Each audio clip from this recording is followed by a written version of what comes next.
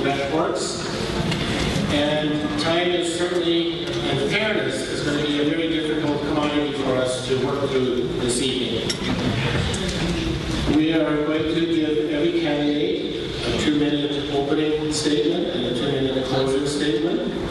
And candidates, you saw how the trustees worked the rebuttal question.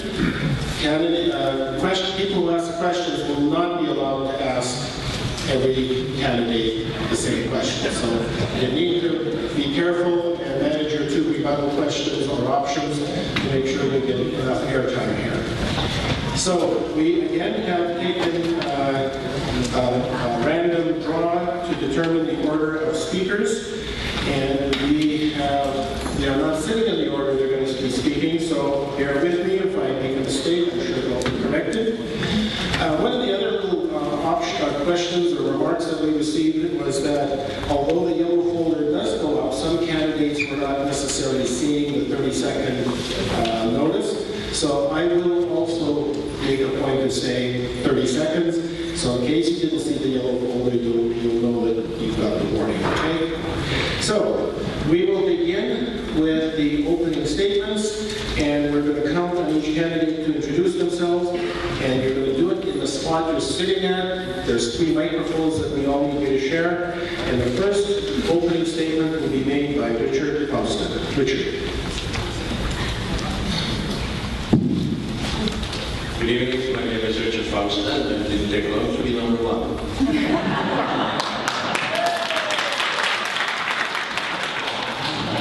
Born in Kiev, Europe, and I did my schooling in former Czechoslovakia, and started the university in Krog. Then I graduated in electronics. I escaped Czechoslovakia during the invasion and occupation in 1968. Spent a short time in Austria, trying to avoid the camps, and got the paperwork that I can then return to Canada. Ended up at the airport in Vancouver. No English and $7 in my pocket. Anyway, I went to the English course, then in the early spring of '69 I started working in the shipyard in electronics. I stood there for like 2 years and worked my way all the way up to owning the shipyard. 3 years owner, retired. And I expanded a little bit and get accounts of the Coast Guard, RCNB, and Department of Fisheries. And from I extended then of working there up to 30. Hold your microphone, sir. Successfully.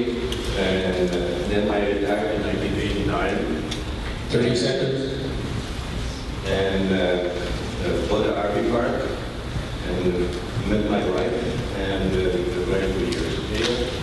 And then we decided to move to Grand Forks. After we ended the purchase and that was beginning in Grand Forks. And the rest of it will be my finish.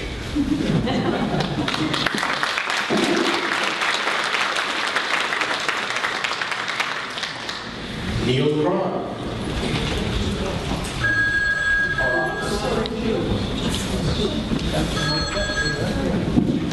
Hello.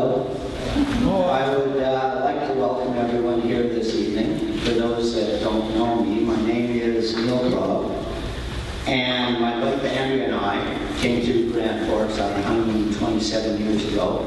We like the community so much. Us, along with our family, moved here. I instruct health and safety courses at Selkirk College. I also own Twisted Forks Catering. I applaud every person on this stage that had the courage to put their name forward. And I'm pretty sure that everyone here possesses unique qualities that would benefit the city of Grand Forks. So then the question becomes, why me?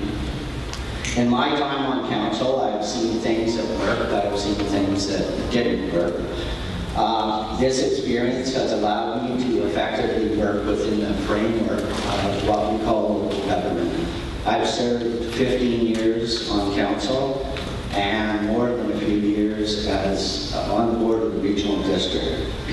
So not everyone realizes how complicated it is and what you're actually allowed to do and what you're not allowed to do. Tonight you will hear candidates maybe saying, I promise to do this, or I will do this. And then they come to the realization that they can't keep those promises because we're working inside of a system. It's not because they don't have the passion, and it's not because they don't want to succeed. One of the qualities a council needs that doesn't get mentioned a lot, and that's the ability to say no. So whether it's to council, to staff, to other levels of government, to say yes is easy, to say no is a lot harder, but sometimes it's the only responsible answer. I would like to thank you for allowing me to serve on council for the last 3 years.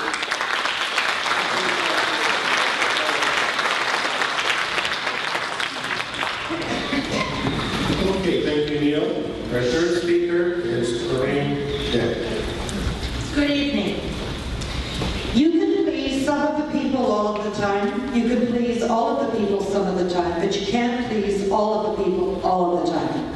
There is nothing that I can say here tonight that will please every single one of you. Some of you will cast your vote based on transitory issues such as water meters and deer culls. To be angry is easy, but to be angry with the right person at the right time for the right reason, in the right way, is not within the power of most people. We need to pick our fights and be sure we aren't throwing the baby out with the bathwater or cutting off our noses to spite our faces. I challenge you to rise above candidate opinions and consider candidate characteristics instead. Consider who we are and what we do between elections. 4 generations of my family live here. I have a Bachelor of Arts degree and 20-odd years working in software education. I'm an organized, self-motivated team builder who adapts easily to change. I have a demonstrated ability to work well with competing demands, to set and achieve goals, and to practice diplomacy. I have excellent communication skills. I listen to understand. I've served 3 years as coordinator of the Community Volunteering Tax Program and 5 years on the Economic Development Advisory Council. I'm presently setting up resources for Kootenai Home Share Support caregivers and serving as a member of BC Tenant Resource and Advisory Council. 30 seconds. During the last election, Roy Ronigan in the Gazette said, an election is not a popularity contest, and those who are selected to govern on behalf of everyone should be chosen carefully. My name is Lorraine Dick, and I would be honored to serve as counselor for the people of Grand Forks.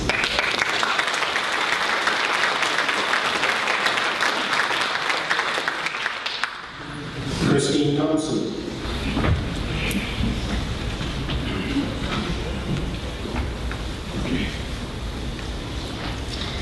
Good evening, ladies and gentlemen, and fellow candidates. My name is Christine Thompson, and I am here this evening to ask for your support in electing me to represent you as a councillor for our city. I have lived in the city of Grand Forks for 57 years, 42 of them as a taxpayer, paying the same rates and taxes as other residents. I worked for the city for 23 years in the finance department, ending my career as the city treasurer in 2003. I was privileged to serve on council for the 2008 to 2011 term and brought to the table my solid understanding of how municipal government works, particularly in the area of finance. During that term, I received my Level 2 certificate from the Local Government Leadership Academy after attending their educational workshops. Our city is important to all of us. We want it to grow, be vibrant, and inviting.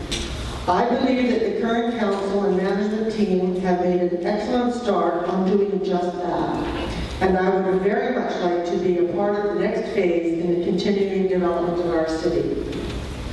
There are many issues of concern to the electorate that I know will be brought forward tonight. Be assured that I will be listening and taking notes during the question period that follows. I will not make any promises I cannot keep, other than to listen to you, talk to you about your issues, if you so choose, and to make what I believe is an informed decision that will benefit the community as a whole. Being an elected official attending meetings. It requires a commitment of time to read, research, and consult the electorate at times in order to make an informed decision. I am prepared to put in that time and ask that you vote for me, Christine Thompson, on November 15th.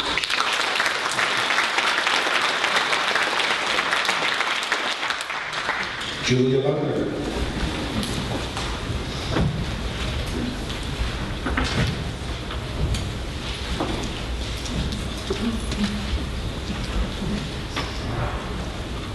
Good evening, everyone. Thank you for coming out tonight to this important event.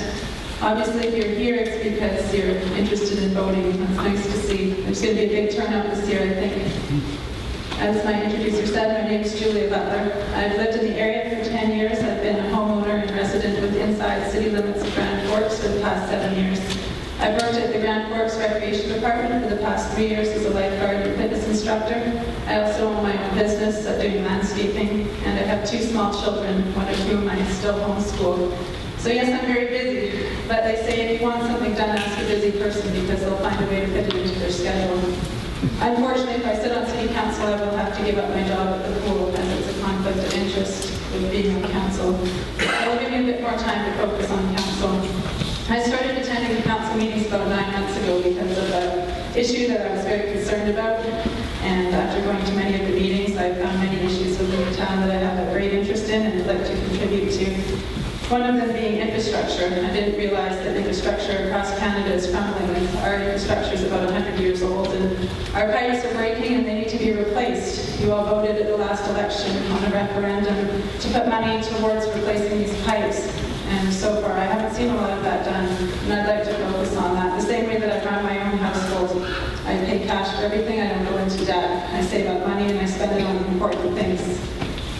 I delegate needs before wants, and I think we need to do that in the city. As I said, I've lived here for about 10 years, and I've really grown to love this town, and I know many of you out there. It's like looking out of a crowd of friends tonight. And I just hope that they'll give me the chance to be on council. I'm going to be down at the post office talking to people, and that's just not for campaigning. I plan on campaigning after I'm elected as well, and staying down there to hear your concerns afterwards, so that I'm available to you. You don't have to come search me out or email me. I want to be face-to-face. So thank you, and I hope you'll vote for me and help restore a voice to the people down at City Hall. Thanks very much.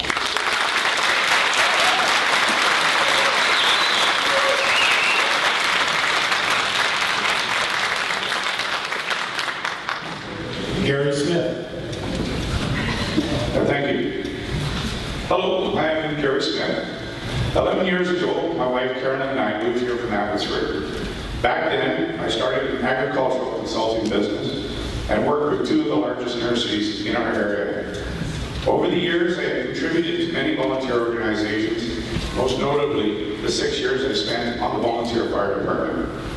Through volunteering, I have learned much about the community we live in.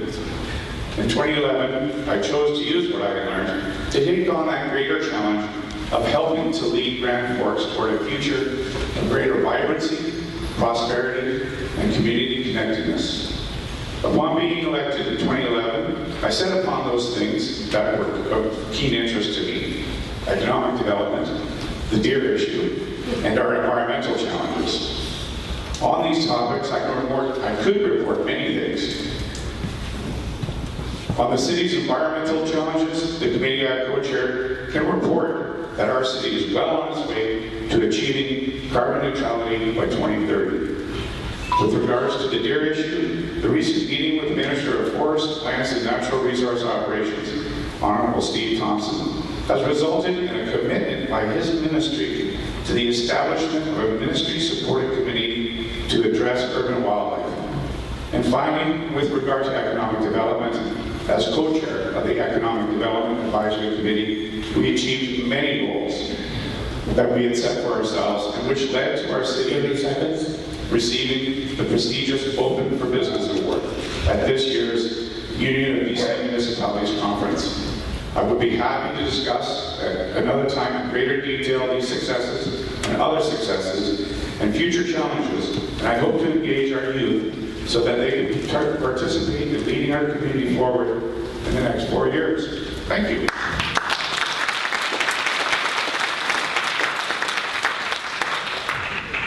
Teresa Taylor.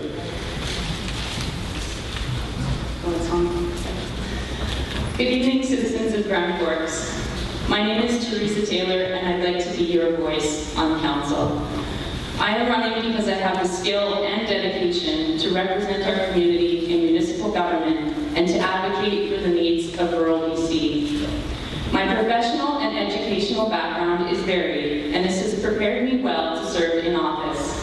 I hold a degree in social work with focus on community development, social management, and policy.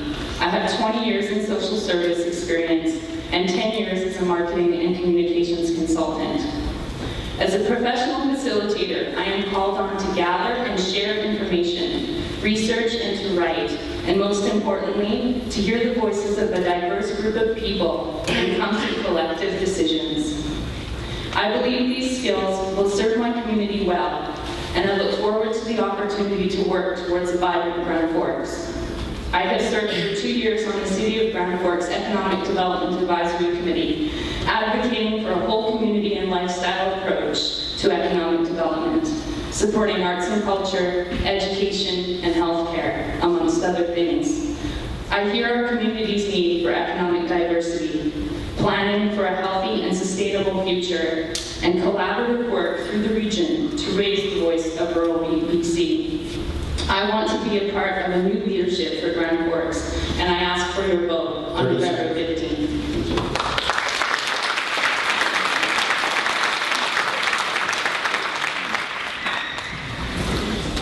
We're almost at the midpoint, and I'm going to ask Zak Eburne-Stoodley now. Hey, how's everybody doing today?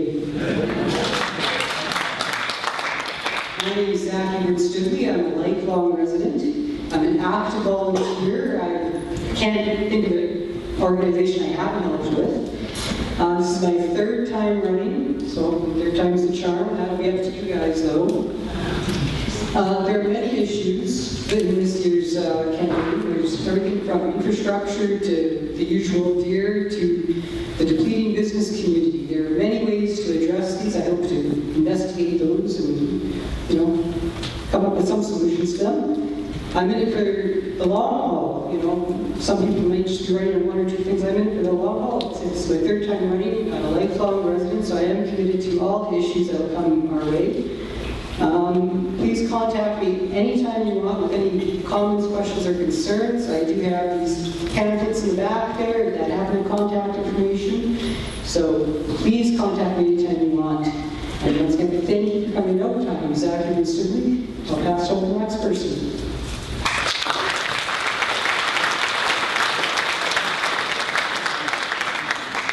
Cathy Korolek.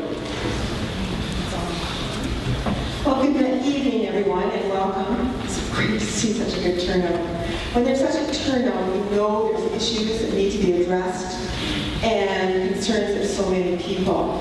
I am Cathy Korolek, and we moved here in 2003. We came because it's a beautiful community. It welcomed us with open arms. Rod worked at Hope and Talbot, and I opened my own business. So for 23 years, I was an administrator, then a personal banker. From that point, I left that and opened my own business, which I've been running now for 15 years. So with that in mind, doing business plans, developing goals, doing public relations, it all comes very naturally, and I have done it for a long time. I'm also an active member of Rotary for 22 years. At this point, I hold a position of assistant district governor, and I'm just finishing that role now. I am just like you. I live, I work, I play in Grand Forks. I think about so many things. I think about our world issues, and today I think that brought it closer to home than ever. And so there are so many things I have no control over whatsoever. But there are other concerns. Our community. In our 11 years here, we have experienced high water, buildings damaged, and I'm going to go really fast now. Our demographics are changing. Our average age is 60 plus. We need to address things like our economic development, accessible medical, all the things that have been tremendous report. So we need to attract and build strong economic base. I think the most important thing to remember is that I have no private agenda. I believe in working together to do the best for our city.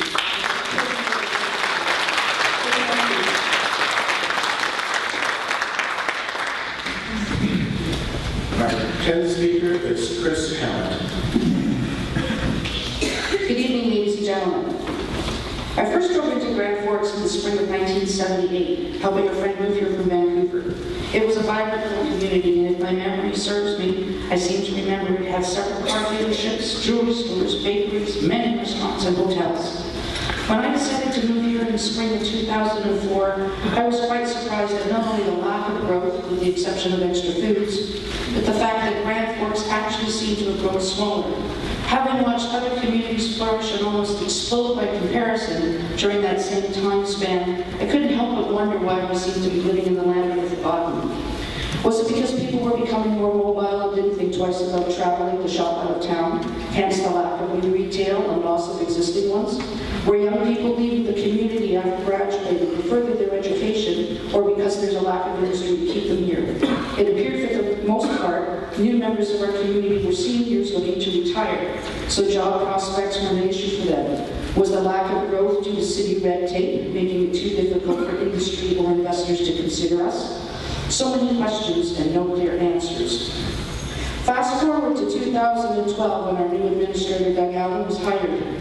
All of a sudden, we're seeing a new unified downtown core, upgraded city infrastructures, new signage welcoming travelers to settle down in our friendly community. All of a sudden, it seemed like our bus got wheels. And although to some this bus isn't moving fast enough, I've noticed a lot of positive changes and initiatives that are geared to improve business recruitment and retention. This administration has gone public and announced to the world that Grand Forks is open for business, and the world is listening. We've seen some very positive results already. I don't wish to be a passenger anymore. With your vote, I would like to help steer this bus in the direction of a healthy and economically vibrant community. Thank you.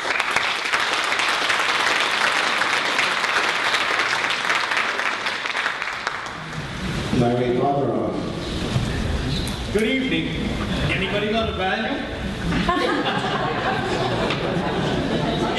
My name is Larry Butler, and I am candidate for the City of Grand Forks Council. I was born and educated in Grand Forks. I attended trade school in Kelowna for carpentry and apprenticed throughout BC. In 1975, I went into business on my own for cabinet making and finishing. I moved to Ontario in 1983, continued my trade and returned to Grand Forks 22 years later. I am currently back in business in Grand Forks and working as a finishing contractor. I have a son and daughter. My daughter resides in Oliver, but my son resides in Grand Forks. I am a proud grandfather of 4 grandsons. I currently reside with my 87-year-old mother who moved to Grand Forks in the 1940s. I have been a member of the Wildlife Heritage Forever Committee introducing sheep health and deer commencing on ethical hunting practices. My interests are the same as yours. I see the city come back to a positive cash flow. I would like to see improvement in our aging infrastructure in sidewalks, roads, utilities. I do not approve of the water metering system. However, I understand the situation that forces us to meet our citizens. Therefore, with the program already underway, I would like to see it more fair and accountable by council and project committee. I'd like to see the restructure of the current staffing and City Hall in their departments. I would like to see program control policies and bylaws for our city parks. To tell you the truth, I have no political experience, but I am thirsty for making community a better place and place me here. I am not going to convince you that I am the very best candidate for this position, but with your support, I would honestly.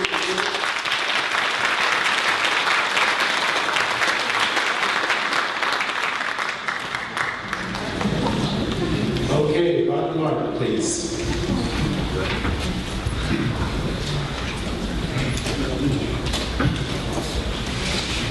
Good evening. My name is Baun Mark. Grand Forks has been my home for 60 years. I've been happily married for almost 19 years. I have 6 children, ages from 6 to 46. Presently, my wife, Mela, and I are owners of the Grand Forks Castle Renovation Center, and we've been operating that for 16 years. I started my first business nearly 50 years ago. I have started and operated several successful businesses since. I've decided to run for City Council because I feel I owe a lot of my business success to you, Grand Forks. So this city has been very good to me and my family, and now I'd like to give back to my city. I want to offer my skills and my business acumen and to have a part in helping direct the city in a positive direction for growth in the next 4 years. I acquired a lot of business knowledge, and I believe my extensive business background would be a great asset in the City Council. I have experience with all facets of running businesses and successful business management. But above all, I found the most important skills I have learned is to give great customer service and listen to my customers and genuinely care for their wants and needs. I feel that the corporation of the City of Grand Forks should be run as a business by persons with business management experiences. 30 seconds. After all, it is a corporation. City Council is like the board of directors of a corporation. The elected members of the board are given a great level of responsibility and trust. And the responsibility is to get good value for their shareholders, hard-earned dollars, and responsibility to be good stewards of the shareholders' assets. They must never forget that they are responsible.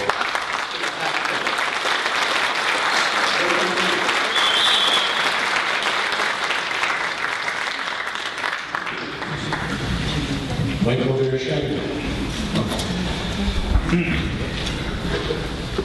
Good evening, ladies and gentlemen. My name is Michael Wirischagin, and once again I stand before you asking for your support in the upcoming municipal election. I'm a third-generation Grand Forks resident who was born and raised within this wonderful little community. And for the past 6 years, I've had the honor to serve you, the public, in the position of councillor. I have a vested interest in Grand Forks. I want Grand Forks to be better than it is today. Better for my children, better for your children, better for you. I want to make sure that we continue to look to generations beyond our own, and that we continue to take care of those who have taken care of us. Over the past 3 years, much has been done. We have created new sidewalks and pathways and beautified not only the downtown, but also the boulevards. We have also branded our community, which has increased the exposure that Grand Forks receives regionally, provincially, and internationally. We have been recognized for this by being awarded the prestigious Open for Business Award by the UBCM. We have also seen the opening of a much-needed seniors care facility, allowing us to bring our loved ones home and bring in good-paying jobs and young families. But the past is the past, my friends, and there is still much more to be done. Over the next 3 years, we are focusing on closing the infrastructure gap, and we need to stay at the forefront of asset management in the province of BC. We need to plan for the future. We plan for our own retirement, we plan for our own family's future, so we need to continue to plan for the future of Grand Forks. We need to build an age-friendly community. We need to provide adequate services for all sectors of the population, and in doing so, we need to make sure that we do not take from one to give to another. We need to make sure that everyone is taken care of equally and affordably. We need to keep taxes down. In my 6 years on council, I've voted against the 5-year financial plan each and every year as I felt it had too much unnecessary spending. We need to rein in spending. We need to make sure that we only plan for what is needed and necessary, not for what is wasteful and wishful thinking.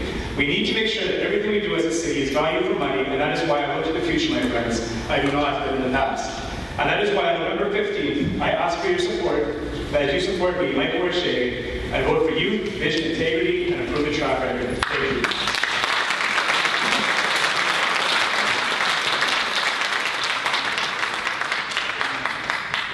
Colleen Ross. Good evening, welcome on this rainy night. I love the rain. My name is Colleen Ross, and I'm a farmer. I've been farming for over 30 years. Originally, I farmed in Australia after graduating from the University of Guelph with a degree in agricultural science and farm management. And I moved to Australia to work, where I was married and I had 3 children, 30, 28, and my son is 23. I chose to move here because your member of parliament, Alex Eburne-Stoodley, invited me to come here. I work with Alex in Ottawa because I had a farm in Ontario for 15 years, and as the executive vice president of the National Farmers Union of Canada, I also went to Ottawa to advise members of parliament across all parties. It just so happened that Alex Eburne-Stoodley, as the agricultural critic, really valued the opinion of the National Farmers Union, and he often asked me to come up and advise him. I also sat on agricultural parliamentary committees as a witness, speaking to important issues, and to the Senate. And I've also worked internationally at the United Nations, representing farmers and peasants, at ministerial World Trade Organization meetings, and at various countries. I've been to every continent in the world, working with women, youth, farmers, peasants, and indigenous people, working for social justice, not just food justice. And having done that work, I realize more than ever that we have to work at home. We have to build our communities. And I chose to come here after Alex invited me, 30 seconds. because this is where I wanted to make my new home. I bought a farm here. It's called Grand Union Farms. You can often see me at the farmers market, and tomorrow I'll be delivering food to the Kettle Valley Food Co-op. I think it's important to have a balance on the board. I have a lot of board experience, I have a lot of professional experience, but I know what it is like to get your hands dirty, and I'll be doing that tomorrow. And you can see me tomorrow at the Kettle Valley Food Co-op, because I'm going to have a tailgate party at the back of the co-op. Come and see me, sharing some food. I believe in local food, local farmers, local people.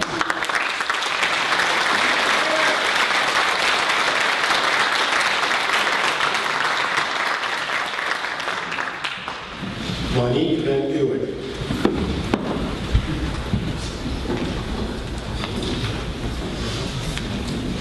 Good evening, my name is Monique Van Eywk. I grew up in Cascar, so I'm no stranger to small towns. Before moving to Grand Forks, I was a single mom for 5 years. I obtained my business and administration management diploma plus Microsoft Office certification to ensure a career and a better future for my daughter and myself. Upon moving to Grand Forks, I'm now married.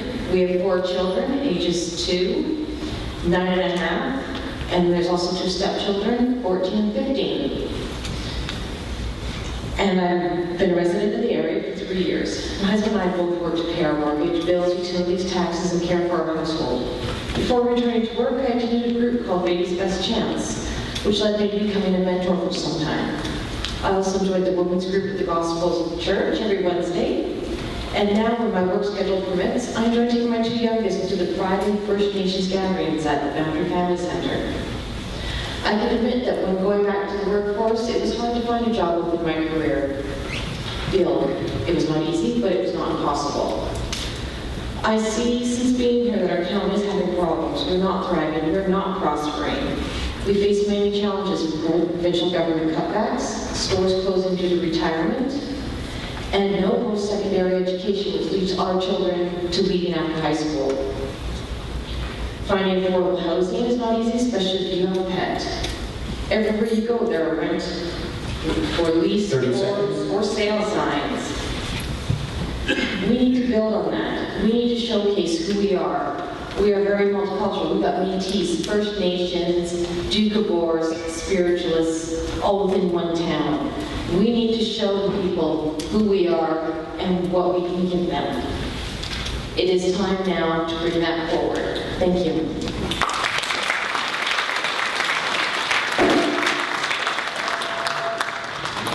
And last but not least, Patrick O'Doherty. Thank you. My name is Patrick O'Doherty. Over the past 45 years, I live and work and raised my family in Grand Forks. Prior to retirement for 30 years, I owned and operated a plumbing and heating business in Grand Forks and chimney sweeping to keep the chimneys clean for Santa Claus. For over the years, I've been active, involved with the annual Grand Forks International Baseball Tournament, the Border Bruins Hockey Club, Whisper of Hope, Best Shelter, and the All Candidates Forum, which I'm a member, and music in the park, involved with the Canada Trail.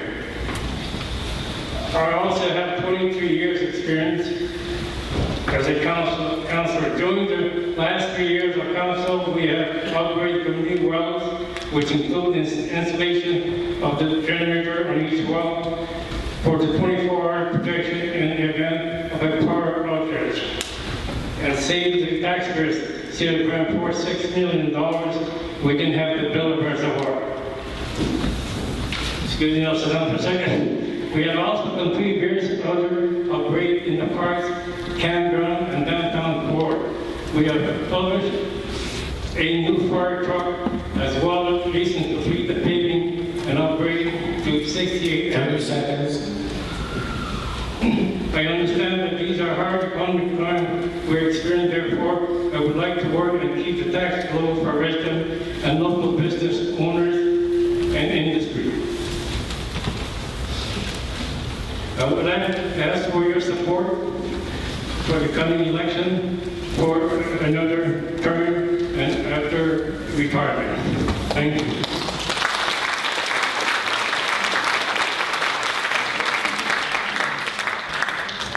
Thank you, everyone. Now, we're going to open the floor up to questions, but we're going to start with media. So I'm going to ask our representative from the Grand Forks Gazette to start it off.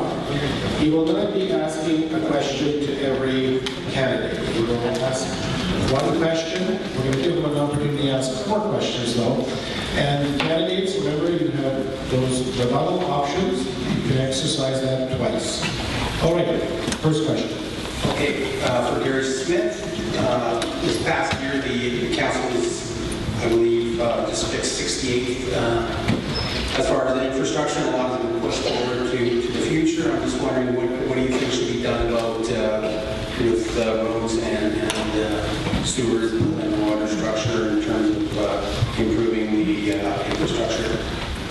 Well, one thing that I think we all need to understand is when we held the referendum questions on the boring bylaw at last election, it wasn't about just us going out boring money and putting in all the infrastructure. It was about leveraging that borrowed money against matching grants from both the provincial and federal governments.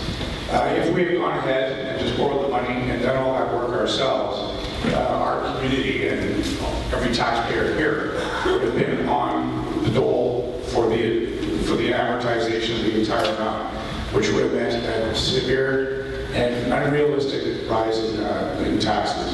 So that's why we've done what we can as a reasonable measure, and are working with Corey Oaks from the ministry, hopefully for this Build Canada grant that's coming out, that we can apply what we've asked for from the community to actually move ahead with infrastructure. Just one moment, is there any candidate that wants to pick up on this? Okay, next question. Okay, for Chris Hammett, you talked about the economic downfall in the recent couple of years, and what would your plans be to improve business and economics in Grand Forks?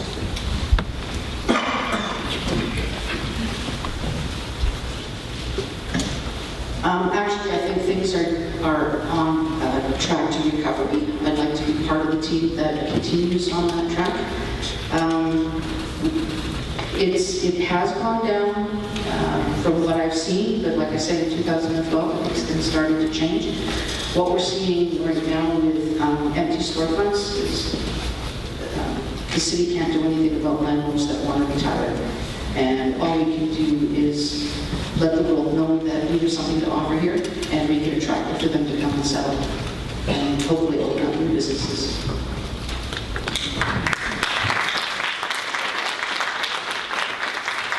Any candidate? Yes.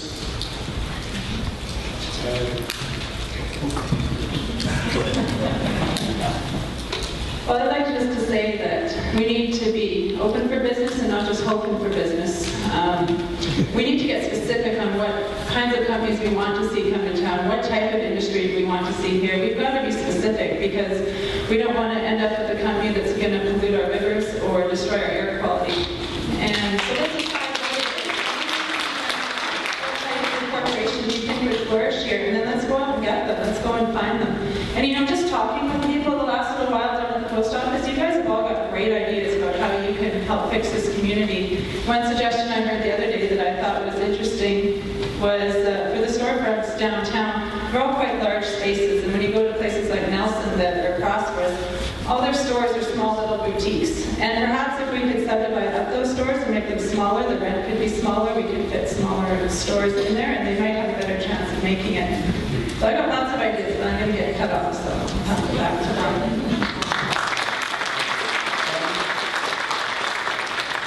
We've got a speakers list of 3 now. Okay, Bud, go ahead. I get to finish my speech now. I think we know in the city of Grand Forks, we're facing some pretty great economic challenges. And the closing of the businesses and losing retail services. And, it has to have a negative impact on our town. And at the same time, it also gives a negative impression to businesses, potential businesses, and people who want to move to Grand Forks. So what I'd like to do is I want to look toward a positive image for Grand Forks. So I want Grand Forks to be unique and special, and so that businesses and people would want to come here. And along with people coming here in businesses, that means job opportunities and growth. I'd like to see a complete makeover of our city's image. Something bright and sunny, and we have to have an image that will reflect what Grand Forks is all about. 30 seconds. We are the Sunshine Valley. Well, I'd like to see something like a logo or a slogan that says, Solar City of Canada. We have a great amount of sunshine. We have to look at the positive aspects of our city here, and that will bring people in.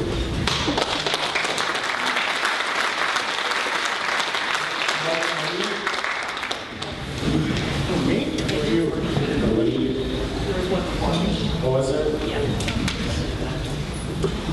I think we've got to start saving some money in this town. Could you please, Lori? I think we've got to start saving some money in this town, so I think we're going to start right where the problem is. In the city offices.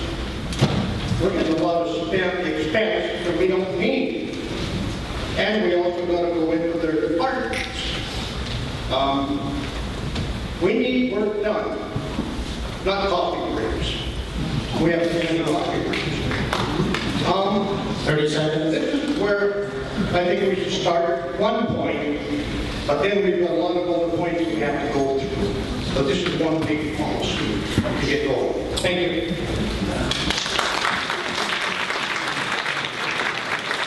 Are you interested in participating in this one? Okay, it's yours. For me, it's a matter of taking back and looking at what Grand Forks used to be. At one time, we were the main supplier of vegetable seeds in Canada. Right now, everybody's looking for GMO-free seeds. Why are we not looking into becoming a distributor and exporter of those GMO vegetable seeds? We are a border town. We need to look into importing and exporting industries, and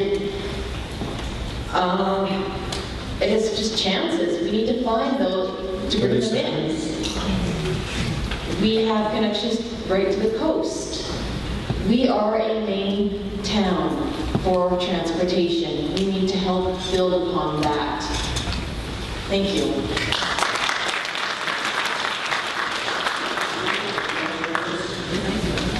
Yes. You're going to pass? Then I have Zach and Christine.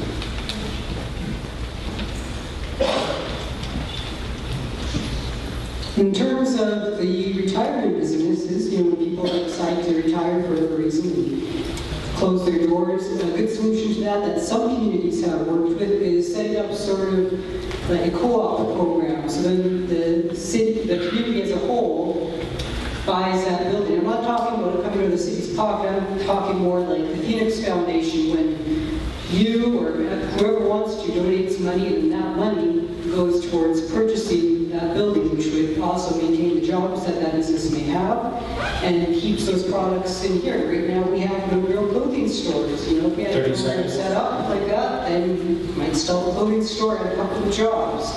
And so all it is just a nice, simple co-op program. And again, not coming out of the city's pockets, coming out of the community's pockets, and as they want.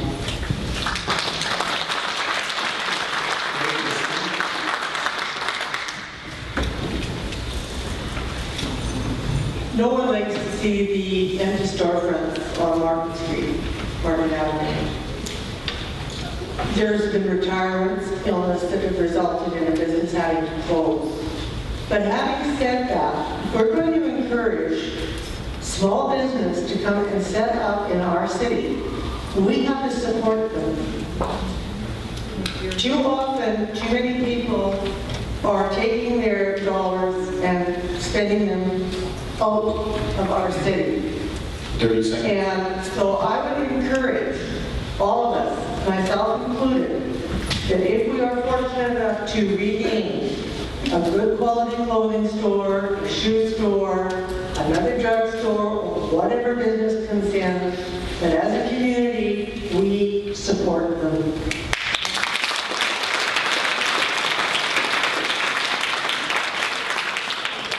Okay, anything else? Oh, wait a second. You still want to respond to this question? Yeah. I have a small business, and I know exactly what we're talking about when we're saying that people are going across the border, they're leaving town. I leave town to do business because I need that to keep my business alive. And I have been in business for 15 years, and I intend to stay there, but it means the support of the community. I love what I do. I love our town. We need to develop those boutique stores, just as Nelson does, but we need to support them. If we keep going elsewhere for everything, we're not going to be able to. And I understand that we don't have all the services we would like to have, all the stores. But if we would support them, we will bring them back. We just have to stand up and do that. And I know how much it's appreciated. Thank you.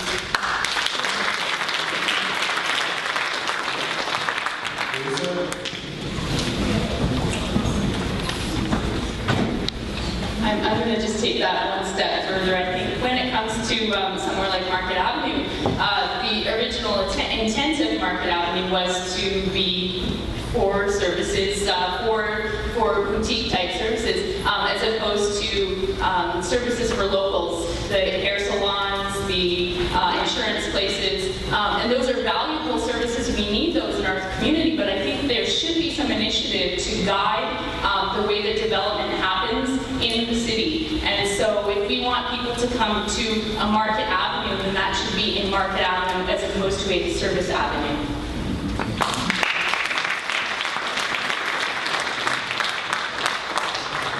Okay, next question. This is for Teresa Taylor, and then it's kind of, we just answered. But what is your vision of progress for Grand Forks? What would you like to see done? Well, it's interesting because you say Grand Forks, and way to stop that. Okay. I think. Okay. I think that it's important to recognize that we all consider ourselves residents of Grand Forks, whether we live within the city limits or whether we live in Area D. So I think that when we say what do we want for Grand Forks, I think we really have to have a community vision that extends beyond those boundaries and recognize that what is good for the city of Grand Forks is good for a lot of people in the boundary country. And what I would like to see what that brings for me is economic diversity. It's a vibrant downtown core, it's arts and culture, it's community, it's supporting young families and what their needs are, whether that's diverse education opportunities, employment opportunities, that sort of thing. So really moving forward into the future with a vision that sees us go beyond a retirement community and starts attracting more attention.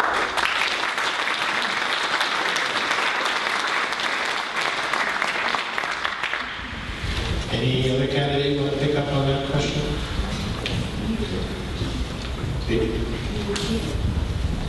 Would you repeat the question? What is your vision of progress for Grand Forks?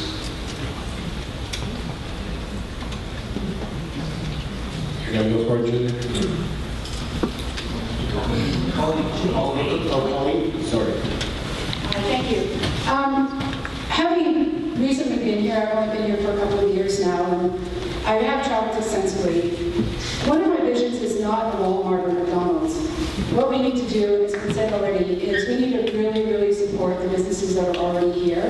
I live on the fringe. I'm in Area D, but I bet you I got here faster tonight than some of you who live in the city. I also farm just right here, just across from the soccer field with my buddy Tim on land. I'm farming it right in the city. Most of my food gets sold here in Grand Forks with the Kettle Valley Food Court with the farmers market. But there's not enough people to even buy that food. We really, really need to celebrate what we have here, and I'm all about the arts and music and theater. We have so much to celebrate here, and I just think we really need to just capitalize on that. And and also, where's Market Avenue? I have people who drive through here all the time, friends, and they didn't know there was a Market Avenue. They live in Nelson, and they come and do the Wheels and Trails, and I met them in a coffee shop on Market Avenue, and they said, you know,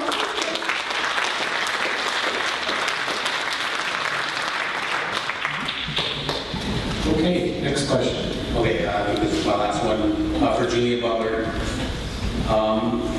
If you got on council, and how would you work? How do you think you would work with others, particularly if you may not agree with them on certain issues? I think Patrick likes that question.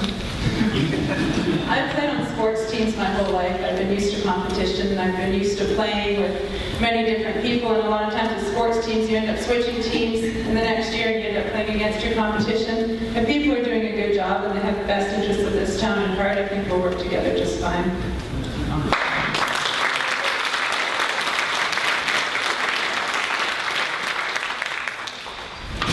Anybody else want to take up that question? Okay, thank you very much. We're now going to open up questions from the audience. 2 mics in the aisles. If any person in the audience would like to bring forward a question, please make your way. Be sure to identify yourself and who you're directing the question to. David Johnson. This is a question to Patrick. In your opening, whatever, you were saying that you wanted to protect the people of Grand Forks against a tax increase. Yet, Patrick, you voted for a tax increase. Can you explain that to us, please? I voted for the tax you're talking about in the war in Roxall. I voted to put them down. Patrick, you voted to take big industries taxes down and pass along that shortfall to the residents and businesses of Grand Forks. It's on film. Well, I wanted to tax down and Roxall, and I'll tell you something, these companies are having a good time and a rough time, and they hire 500 people. You start raising their taxes, and they're going to leave town. And the business people in town are going to be hurt.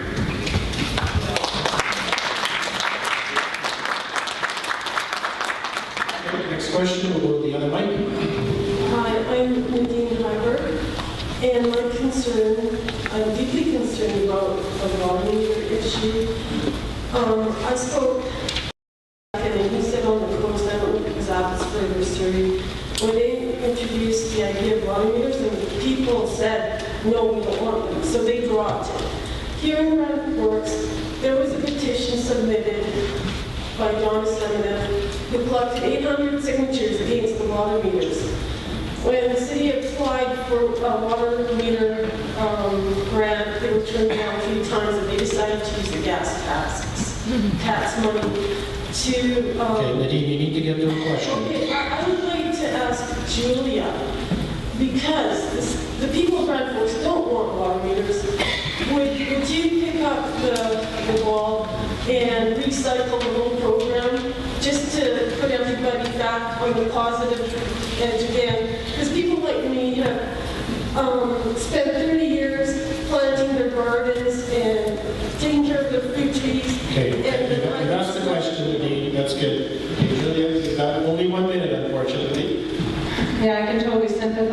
Nadine. I've been down at council for the last 9 months trying to talk to them about this issue.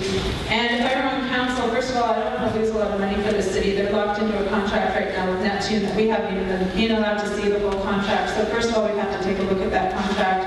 I'd like to see council put a moratorium on the water meters until the town can be properly consulted, and then we can hold town hall meetings to find out how people want to proceed with this.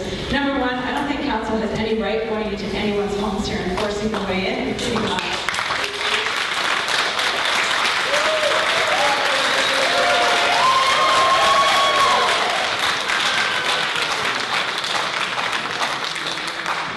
And for those of you out there that weren't clapping, if you want water meters in your houses, you can keep them. That's your choice. But give the people the choice. Okay.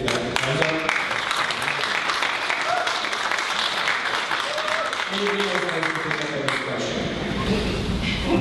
Okay, next question. Just a minute, Neil, you want to? Neil, you've got the floor.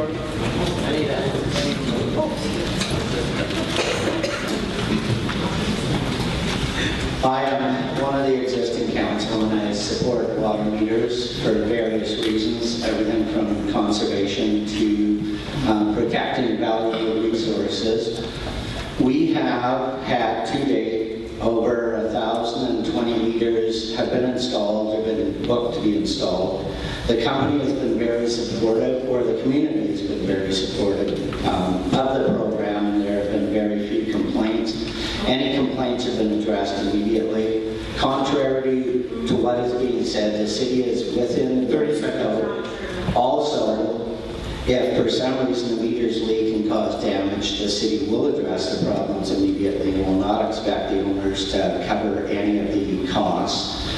Council has heard individuals' health concerns, and they listed everything from cancer, autism, ALS, effects of breast milk causing tumors. I'm not an expert, so I defer to the experts.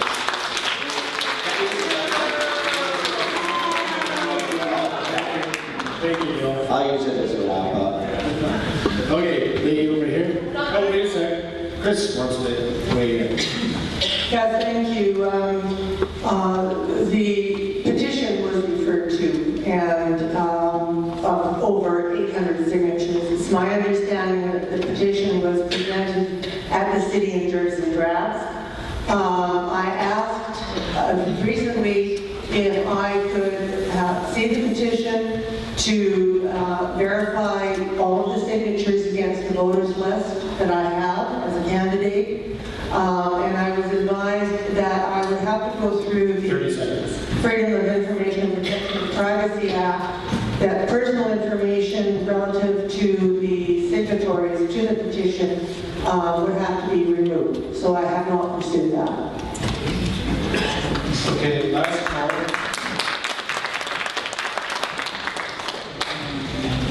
Okay, don't see the others. Okay, you have it.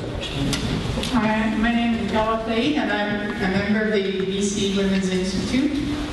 And I want Cathy Korolek, is that your name? Yes, to answer this question. Are you in favor of continuing the work already started in building the sidewalk from 27th Street to 19th Street along 72nd Avenue towards Extra Foods? Well, I think safety is a concern of everyone, and if that's what it takes, then of course. I don't know the financial implications or anything that's in the plans now. I am not cognizant of the strategic plan or anything at that point. But I am concerned about the safety of our citizens, and if that's what it takes, then I guess that's where we're going to have to head. I think that's an important thing. Thank you.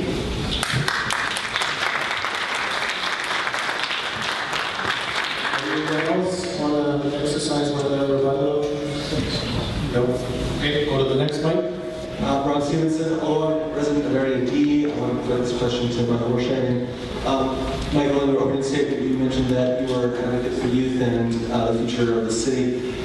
In the past, we've seen such projects as the Outdoor Fitness Center, the Recreation Park, the PATS project in the Grand Forks. focusing on business is one of it, but how do you see yourself continue to promote Grand Forks as an area that's vibrant and exciting, provides a lot of services for its citizens, especially youth? How do you perceive that in the future? What are your views on that? Well, thanks, Ron, for that. That's a good question. In the past, I've been the person who brought forward the motion to bring or put in that outdoor fitness park. I was also the person responsible for bringing forward the idea of the rugby field or both use field in City Park. I think we have to be able to, in terms of businesses, be able to get good paying jobs in this community that will lead to younger families moving here with kids, and once you have that, you can start to build on the infrastructure that's necessary to facilitate their needs.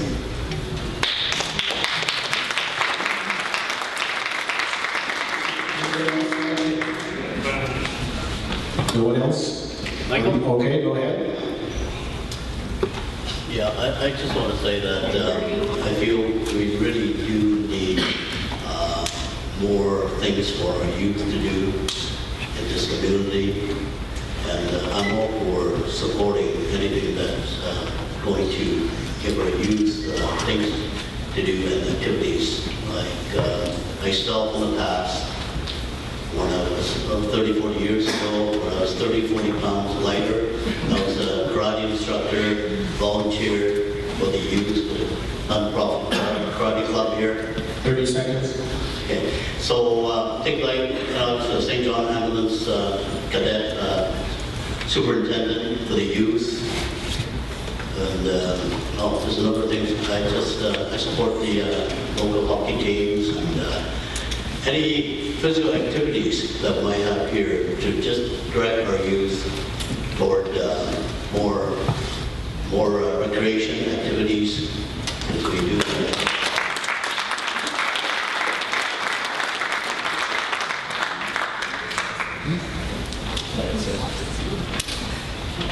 Anybody else want to weigh in on the question? Now, we've got 4 people that are lining up. These are the final 4, 5. Okay? And then we were going to move into the closing statement portion. So we'll move to this one. My name is Krog. The question is for Richard Fausten. What qualification and skills will you bring to the new council? When I have my business in Richmond, I also was business development. But you might go for I was business development consultant to the council in Richmond. When we moved to the Forks, I was on the tourism committee for several years, and later I became an economic development advisory committee.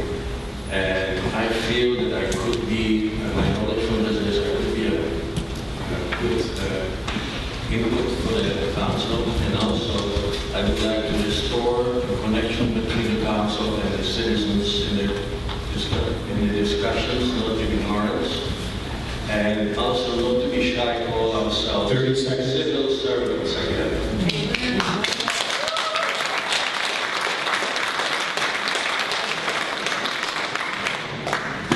Hello, my name is Sam Jepson, and I'm here to ask a question. I hear a lot of talk about keeping young families in the area, but very little talk of just keeping young adults in the area, which I think is very important. I was just wondering how you would get more people interested in this area and keeping businesses open later maybe as an option. Zach.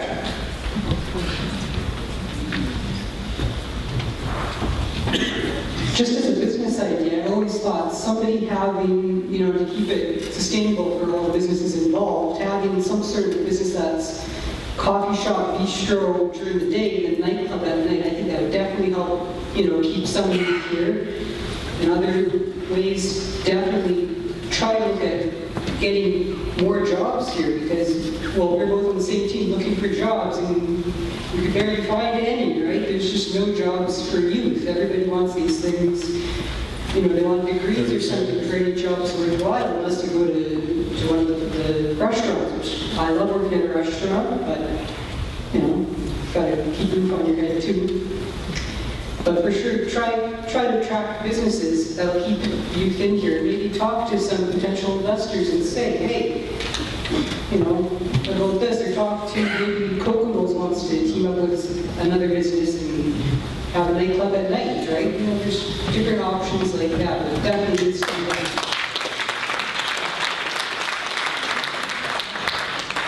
You used your 2 options, I'm sorry. Oh, I did? You did. Anybody else? Hey, Gary? I think one way is to actually engage some of the youth that are already here to develop ideas of how we do keep our young families, not just our young families, but our young adults here. And I think formation of a youth council will be beneficial as a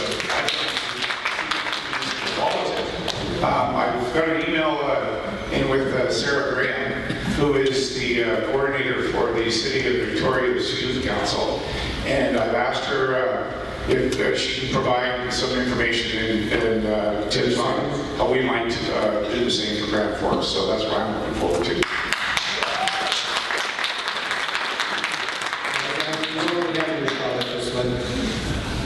No, you had your shot. No. Next, anybody else want to? No? Okay, next question. This is for Mr. Mark. Previous and current councils divert large amounts of money from the electric utility fund to finance projects that have nothing to do with the electric utility. For fiscal year 2014, $435,000 was budgeted for such diversion. Residents of Ruckles do not pay the city for electricity, yet they benefit from the excess taxes the rest of us pay. At the present time, the electric utility is the only utility that is rated in this fashion. What is your opinion on this, and would you be willing to eliminate this unfair taxation? You certainly have more information than I have regarding the figures, but I do not agree with that, and I pay enough taxes already. And anyway, one idea I have was to have Grand Forks in the forefront of being a solar city and generate our own renewable energy, which would be quite a savings in the city. And like I said, we have the most, I think we have the most sunshine hours here in BC. 30 seconds. And we must look into, see what government help we can get and really put Grand Forks in the forefront as a leader in the renewable energy sector to, to offset our taxes, and there's great savings there. I'm going to build a home that's going to be totally solar off the grid. So,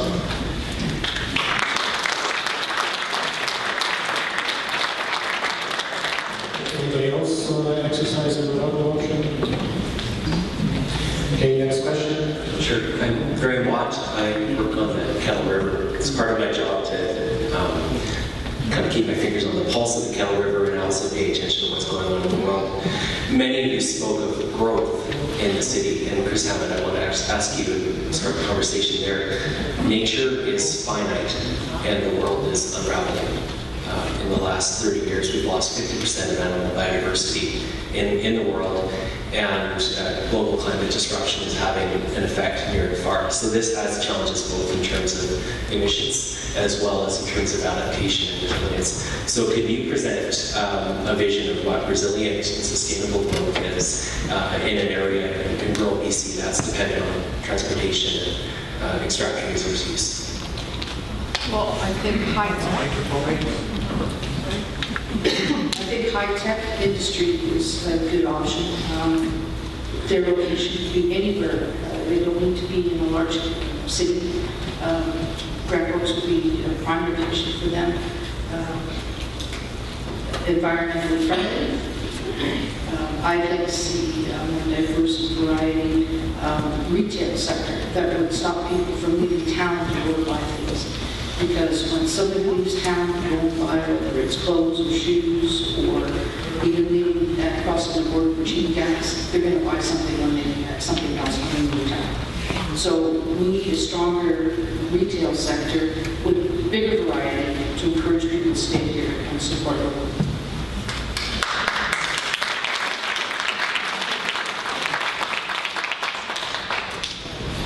Thanks for that question, Graham. I totally agree, the world is unraveling, and we are experiencing climate chaos.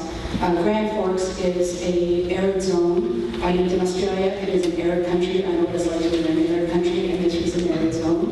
I think we need to really manage ourselves differently. We talk about managing resources, but I think we need to manage ourselves. We need to manage the way that we use our resources. I'm really encouraged by the talk of solar.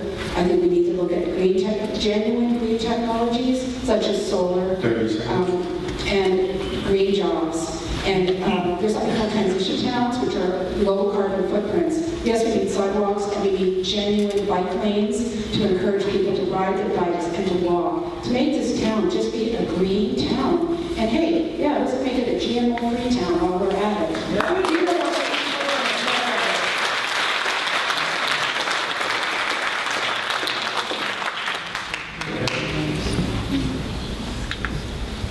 You can always just ride your bikes at Grand Fest all the time. And actually, that's one of the reasons we actually moved to Grand Forks is because we have sidewalks and we have trees.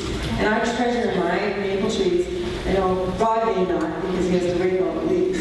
However, they help with the biodiversity because it's processes our air. Once we take all the trees down, we have no water or ground protection that holds the water. It just runs off. And yeah, we can walk places in town. I know not everybody lives in town, but we have some paths already in place. We can use our bikes. We can walk. It also gives us a healthier lifestyle when we start doing that. I think the works are the plans are in the works. We just have to follow through and make them better for all of us.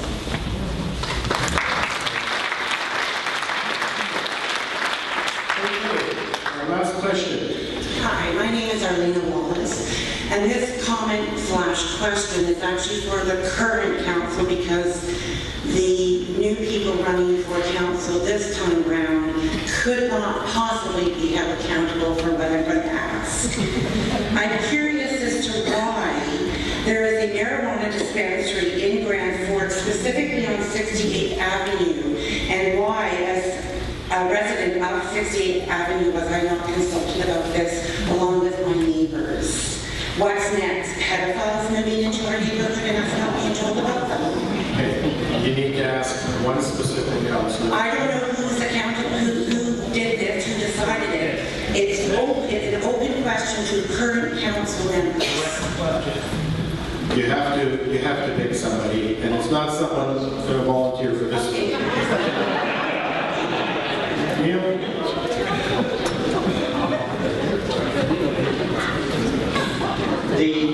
Just because I didn't hear it all, the phrase was, or that you're not happy with the way 68 has been repaid.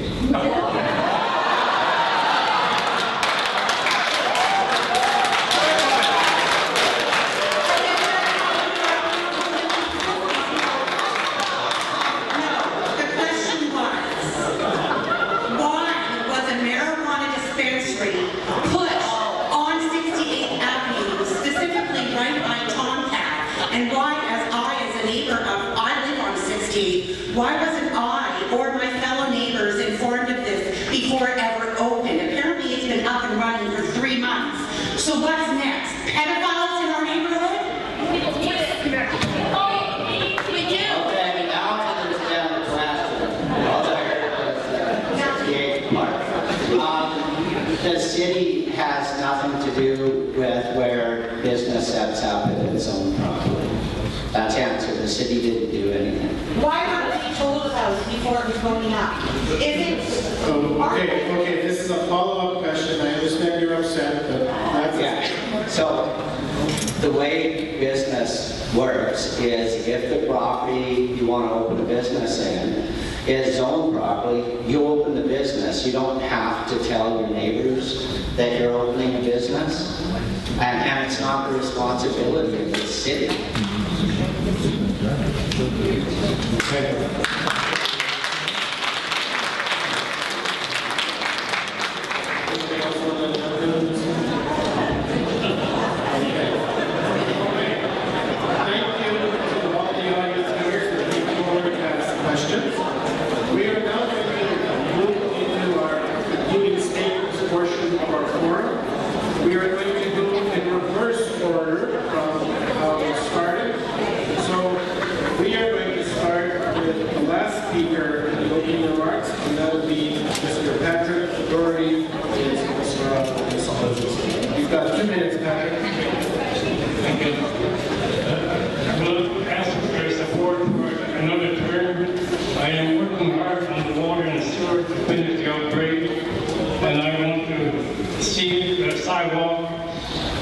Between 19 and Silver Kettle done this curb, and also working on 19th Street in the hospital, Grand Forks, and other roads and sidewalk in town. And I'm working with the Toro for the water park in the city park, which I would like to see done if I get re-elected.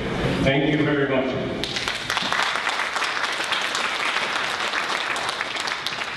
Monique Van Eywk. I'm going to open up a brothel.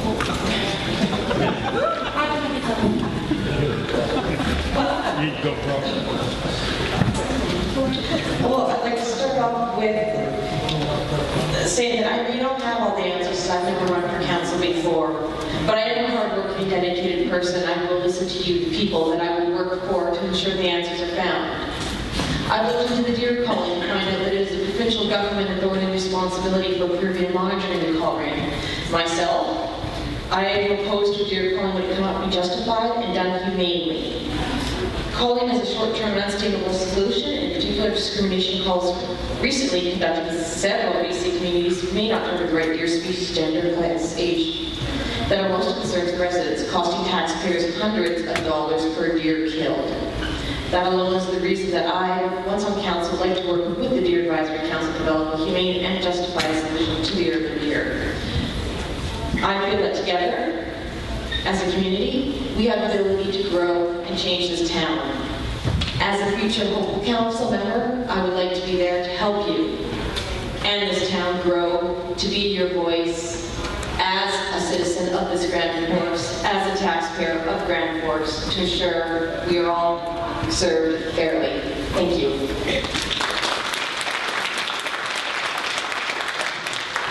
Next, Colleen Ross, followed by Michael. Well, hasn't this been fun?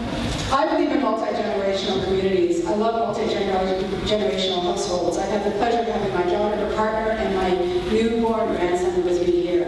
But sadly, they're leaving. They're going back to Ontario because they're both professionals, and it's really hard to get really good employment here, and it really saddens my heart. I've seen a lot of young people come into my life here, a young chef named Devin, who I absolutely adore, and her husband who works in graphic arts, and they moved back to Ontario, to Vancouver. And I lost 2 friends. It's really hard. We need to keep these young people here. I love this town. I am from LA, but I think most of us are, many of us are. When I was standing outside of Hawaii today, I met this wonderful older young woman who's been here since 1939. And I just, the richness of this community, the richness of the Dugagore community is what really drew me here. As a farmer, I just really celebrate that history. But I think we can always do better. I can always do better. I'm not perfect. I'm the first one to say I screwed up. But I really believe in the democratic process. I am a hard worker. As soon as I got here, I had done a project for the Agricultural Society of Grand Forks and the Boundary Region. I'm now on the board of the Agricultural Society of Grand Forks and the Boundary Region as Vice President. And I take that very seriously. I'm not just about food and farming. I'm about sustainable communities. I'm about democracy. 30 seconds. Participatory democracy, which means that we need to hear from you, because I am one of you. That is who I am. And I just invite you on Sunday to come and see me between 2 and 4:30 at the Women's Center, and again next Saturday at the Women's Center at from 2 to 4:30. And tomorrow I'll be sitting on my tailgate at the back of the Kettle Valley Food Store, which is at the second-hand store, bike store on Market Avenue. We're in the back as the Kettle Valley Food Co-op. I'll deliver my food that I harvest tomorrow morning, and I'll sit on my tailgate and maybe you want to see me.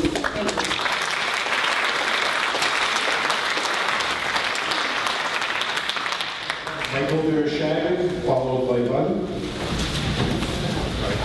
Good evening, ladies and gentlemen. As I stand here once again, asking for your support in the upcoming municipal election, I ask that you consider a few things as we head to the polls on November 15th.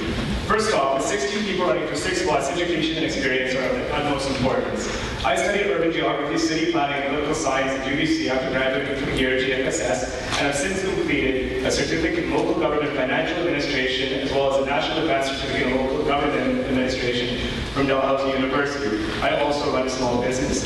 Secondly, I think it's important to look at where do the candidates live? Do they live within the city boundary or outside of the city limits? This, to me, is key. As while individuals are able to live outside the city limits and run and be elected to council, the decisions they make on taxations on service fees due to charges, utility rates, and the like do not and will not affect them. Those who live outside the city limits have their own order of government they can run for, Area D. I live within the city limits, which means any and all my decisions that I make directly affect me. This is what I mean when I say I have a vested interest. That is why I stand up for the taxpayer, because I am one of them. I work for you. If elected, their decisions will not affect them. They can head home outside the city boundaries. I do not have to worry about the tax increase, the utility increase, the spending increase, or the water meter that is approved, because they will never have to. Thirdly, of the 16 candidates, 10 did not attend a single city council meeting during the past 3 years to familiarize themselves with the subject matter. Are these 10 single-issue candidates who can jump on a bandwagon and hopefully get elected, trying to ride a wave into shore, or do they actually have a plan that is bigger than a single issue? I just wonder, if it wasn't important enough for them to attend council meetings in the past 3 years, why is it so important now? And of course, it's important to me now and then. This is why I call it home, and this is why I've always called it home. So on November 15th, I ask that you vote for someone with youth vision, integrity, and a proven track record. On November 15th, I ask that you re-elect me, Mike Wirischagin, to a third term. Thank you.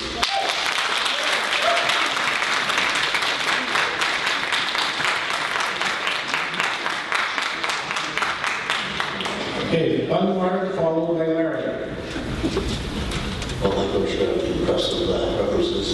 I don't have that, but I do have a master's degree in the School of Hard Knocks. Right there, in the front line. So, anyway, when the local media asked me to describe myself in 3 words, I thought of the usual hard-working, reliable, etc., and good-looking. Who am I kidding? You know? The only woman who thinks I'm good-looking is the woman who married me, and even my children think I have a face like a bulldog. The other thing that one media asked me was, what makes me stand out as a candidate? Well, I have innovation. I think outside the box. Oh, by the way, the 3 words that I've come up with that describe me would be make things happen. When you elect me to city council, I will not take your trust or my responsibility elected. I will work diligently with integrity and honesty for you, the shareholders of this corporation, the city of Grand Forks. I will work for the best interest of the city, for your city, and my city, and the city of our children. I still have 2 children here. I have 4 that's grown, and elsewhere, but I have 2 children that's still coming up. 30 seconds. So, on November 15th, I humbly ask you for your vote for city council. Thank you.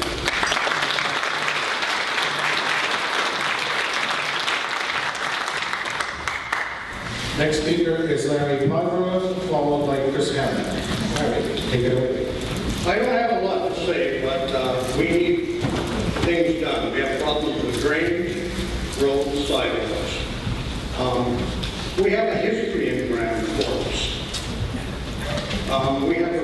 We used to have a beautiful sign. Now we have something that I don't understand what it stands for.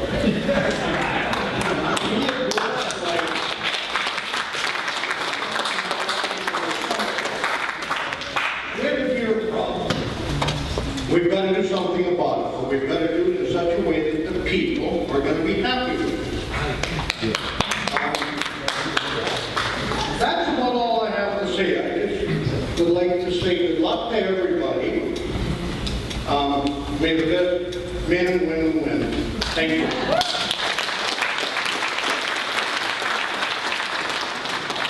Chris Hammett is next, followed by Cathy. Well, having spent the last 10 years working for our local newspaper, I've had the great pleasure of meeting most of the business owners and their staff, as well as a great many more community members within our area. I've seen some businesses thrive while others have closed, and I've listened to many of their concerns. Recently, I've been the director and vice chair for the Downtown Business Association in Grand Forks, and I was the account manager and associate publisher for the Gazette. Previously, prior to moving here, I chaired the marketing committee for the Downtown Landing Business Association and sat on the City of Landing Business Recruitment and Retention Committee. During my tenure with the Gazette, I've demonstrated that I'm committed, hardworking, and dedicated. And with your vote, I'd like to use these traits and work on a winning team to help our community flourish. Thank you.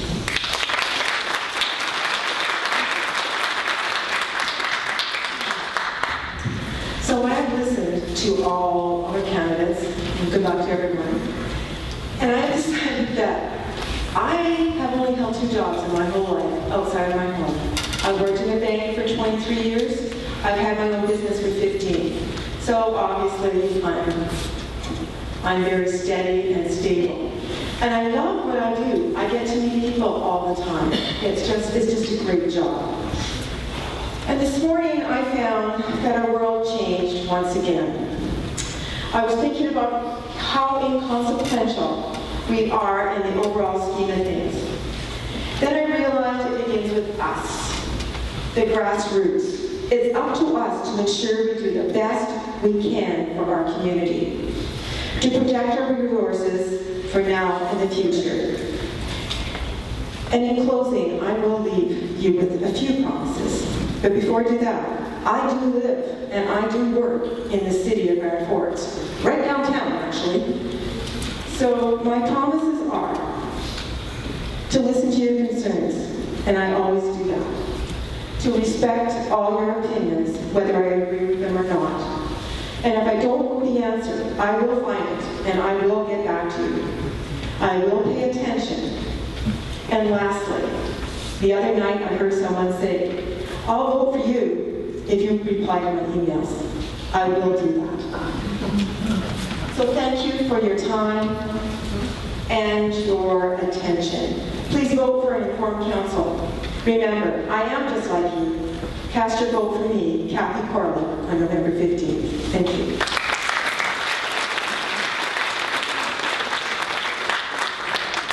Zak Eburne, followed by Teresa.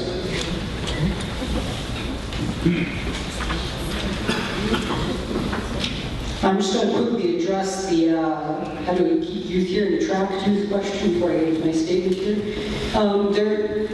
Gary mentioned the youth council. There was a youth council. I was part of it at one point. We weren't really paid attention to. Maybe that's something we should definitely look into again. I think another problem with that is it was just sort of the high school age group. It might be nice to have maybe 2 groups or one big group of young family age people and high school people, or 2 separate groups. Another thing, I'm not sure if the city has ever talked to Selkirk College about expanding. I think they replied the building's not big enough, but there's plenty of space for sale right now for them to buy and expand if that was something that Selkirk was interested in. And an important thing too is to get the younger kids, the preteens, get them involved in the community so that they want to stay here, so this feels like their home. That's what keeps me here, even though I'm 4th generation, that's what kept me here. All my friends moved out of town. I'm here because I was going to the fall fair when I was 9. You know, won first place for zucchini, right? That's what kept me here. Okay, so once again, my name is Zak Eburne-Stoodley. Thanks for taking the time to come out. I want to thank the candidates for their time for coming out. I want to thank Les for broadcasting this. That's also another thing to address with Michael. Sure, some of us may have not went to council meetings, but some of us probably watched more council meetings than some of the candidates have actually been to.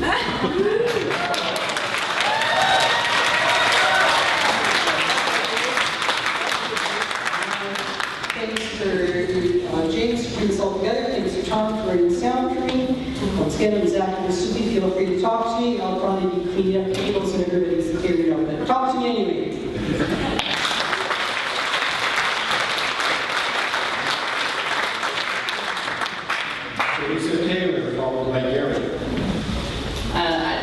thank yous on the list as well. I want to thank the audience for your participation. I think we're in a room full of community leaders. You're all showing initiative and coming out here and being informed voters, and that's very commendable. Thank you to the Boundary Chamber for organizing and supporting this community. And thanks to the candidates. We've got 16 people running, 8 of which are women, which is 50%, which is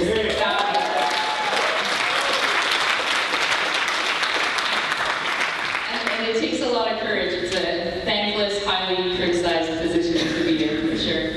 I moved here in 1996, and I have something I call the gumboot story. So Dave Soroka is way at the back there, but he was playing music at the Grand Forks Hotel, and there was a man dancing in gumboots. And at the time, I lived in Okanagan, and I took one look at that and I went, wow, this is a different kind of place.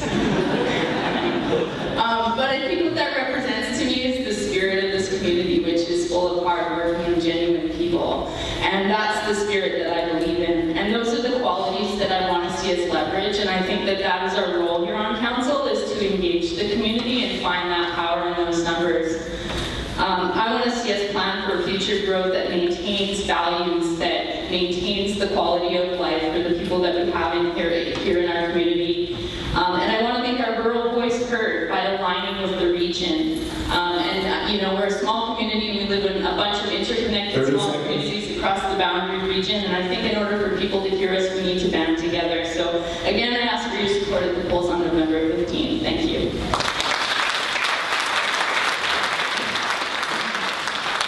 Okay, Gary Smith, followed by Julia. Thank you. At the end of the forum in 2011, prior to my election, my last words were, let's get her done. Well, we've been working at it, and I think we've been pushing that stone up the hill quite a ways, and I think we just need to continue doing that. I think there's a lot of momentum we've gained, and we just got to forge ahead and keep pushing that stone up the hill. So on November 15th, let's get her done.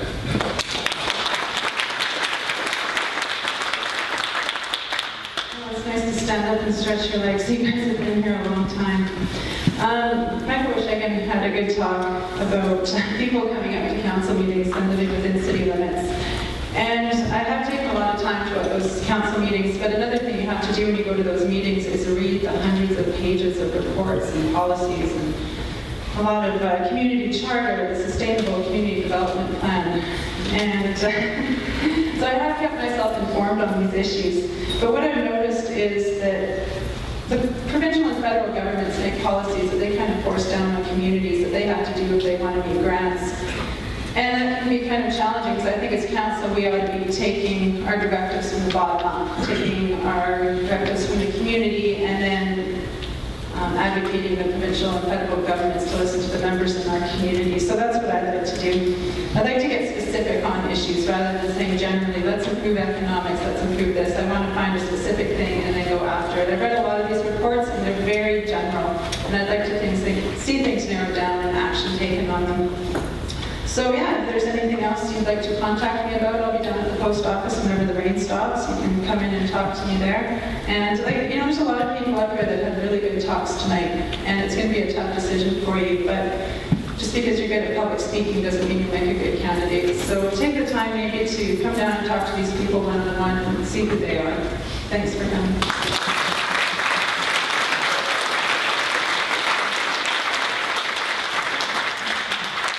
Christine Thompson, followed by Lorraine.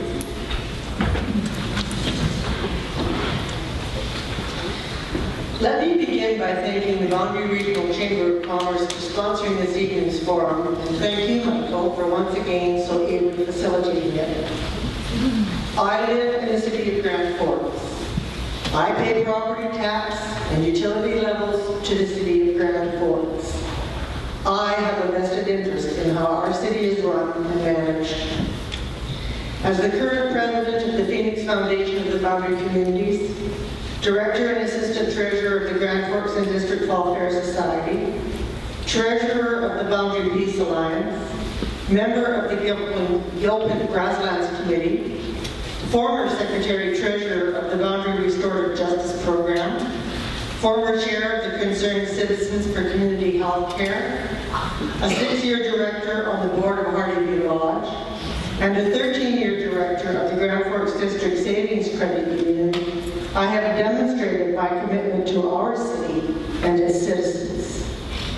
I have heard the issues brought forward by you this evening and welcome the opportunity to discuss them with you. I bring to the table the skills, knowledge, and desire to be a team member on your city council.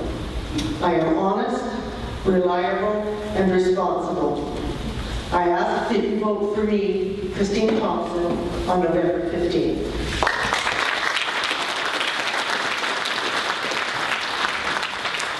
Thank you. Now we have 3 speakers left to finish off the evening. Lorraine Dick is going to be next, followed by Krog, and we're finishing off with Richard Fausten.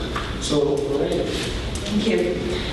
And I repeat all the thanks that everybody who has either attended or organized this meeting tonight. One topic that hasn't been discussed and yet is very high on the needs of Grand Forks is tourism.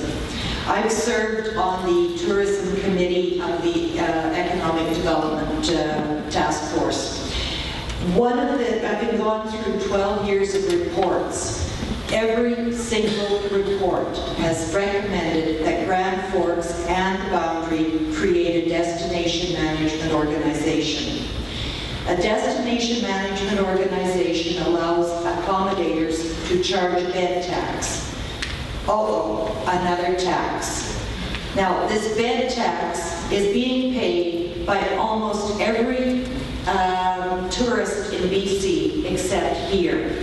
We're not on an even playing field with marketing our town because we don't have this extra fund from which to market our town. We need to encourage the creation of a destination management organization so that we can get on the same playing field as the rest of the province as far as marketing our tourism, marketing our town. I'm honored to be sitting up here with all these wonderful, intelligent people, and I want to quote a councillor from last election.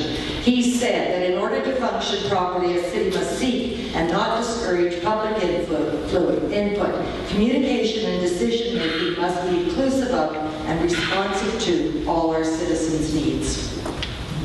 Thank you.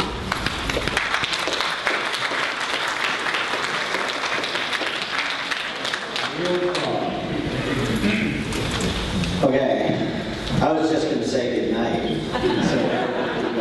but I didn't get to answer the question. I just got to the good parts. As I stated, when it comes to the water meters and people's health concerns, I'm not an expert, so I defer to the experts. Based on scientific evidence, Health Canada has determined that low-level exposure to radio frequency energy from any Wi-Fi equipment is not dangerous to the public. This conclusion is consistent with the findings of other international bodies and regulators. There's 3 big ones: Health Canada, World Health Organization, and then IARC. In 2002, IARC published a paper and said that electromagnetic fields are possibly carcinogenic to humans. This classification is used to donate an agent for which there's limited evidence of carcinogenicity in humans and less than sufficient in animals. And it gave it that designation. Other examples that carry that same designation are coffee. Despite extensive research to date on their part, there is no evidence to conclude that exposure to low-level electromagnetic fields is harmful to human health. So it said 30 seconds. Last thing I'll say is I live in the city of Grand Forks, and I have voted for people from the outlying areas. I wanted the best people we can get for this city. And just because they're on the other side of the yellow line doesn't mean they're not the best people for it. They do care about the city, and enough people thought they did that they voted for them. So I'm not running on that platform. I live in the city, so vote for me.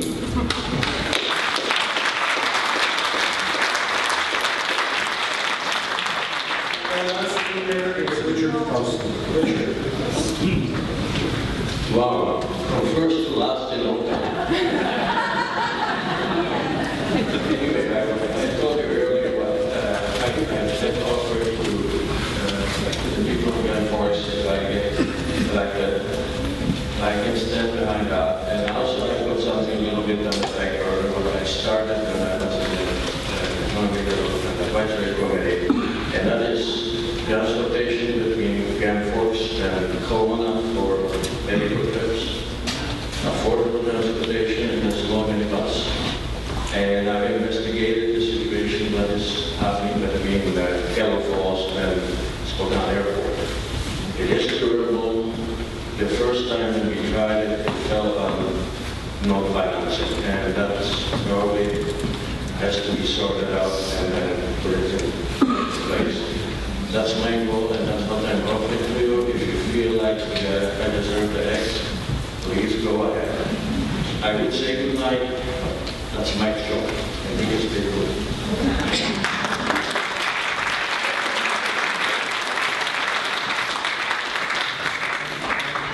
So thank you, candidates, for your tremendous cooperation and the respectful way you behaved with one another. It's much appreciated and it bodes well for us after the November 15th election. So thank you for taking part. Thank you to the audience. Drive safely.